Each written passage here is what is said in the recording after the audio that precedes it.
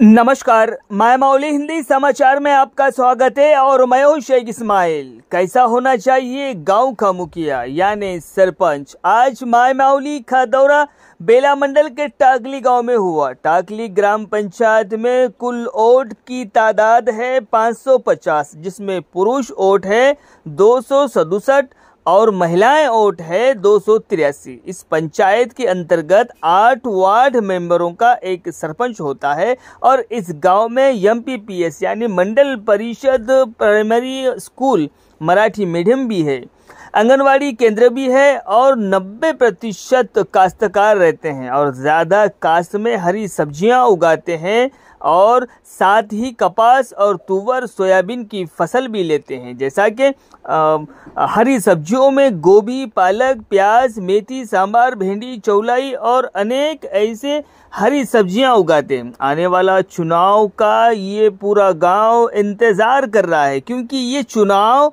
कस्बों में और गांव में बहुत ही महत्वपूर्ण माना जाता है, यानी सरपंच इलेक्शन।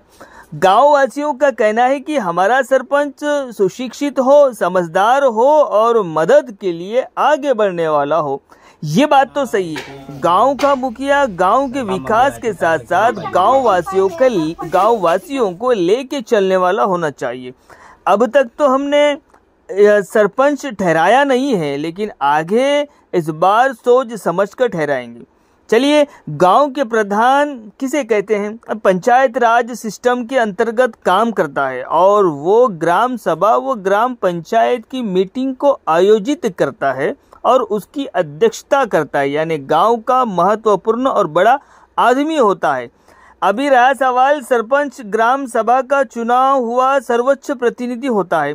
प्राचीन काल से ही ये भारतवर्ष के सामाजिक, राजनीतिक और आर्थिक जीवन में पंचायत का महत्वपूर्ण स्थान रहता है।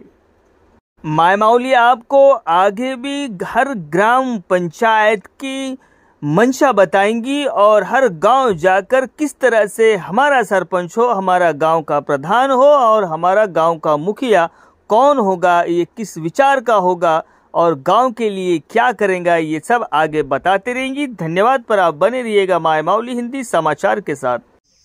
आम्हाला चांगला सरपंच पाहिजे, शिकलेला पाहिजे, एजन्सी एरिया असल्यानं आदिवासी आहे, त्याच्यामुळं चांगला सरपंच पाहिजे आम्हाला।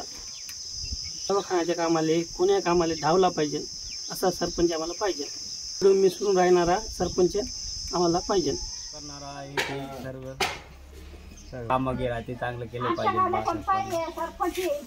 सरपंच आम्हाला सुरक्षित पाहिजे आणि तो हर एक कामं समजून घेतले पाहिजे। ॲग्रिकल्चर ऑफिस असे कोणतेही लहान मोठे छोटे कामं स्वतः करून घेतले पाहिजे। त्याने लोकांनी समजावून सोबत घेऊन जावे असा सरपंच आम्हाला आवश्यक आहे। सरपंच असा पाहिजे की आम्हाला गावाचा विकास करणारा सरपंच पाहिजे। आम्ही बुजुर्ग सरपंच पाहिले पण ते काही विकास करत नाही। आम्हाला युवा सरपंच पाहिजे सुशिक्षित। त्याच्या विकासासाठी सर्वात महत्त्वाची गोष्ट म्हणजे युवा सरपंच। युवा सरपंच असणे तसेच गरजेचे आहेत, पण त्यासोबत शिक्षित सरपंच असणे गरजेचे आहे। कमीत कमी क्वालिफिकेशन आणि असणे गरजेचे आहे, लिहिता वाचता येणं गरजेचे आहे आणि महत्त्वाचे म्हणजे सर्वांना सांभाळून घेणारं महत्त्वाचं। त्याच प्रकारे काही पुष्कळ लोक सांगतात का बाबा एक बुजुर्ग सरपंच पाहिजे, म्हणजे त्याला एक्सपिरियन्स पाहिजे म्हणून काही कोणाचं असं मत आहे? नाही, गरजेचे हे पण तुमची गोष्ट महत्त्वाची आहे। बुजुर्ग सरपंच असणं गरजेचे आहे आणि त्यांचे एक्सपिरियन्स असणं गरजेचं आहे, पण त्यापेक्षा जास्त आताची जनरेशन युवा।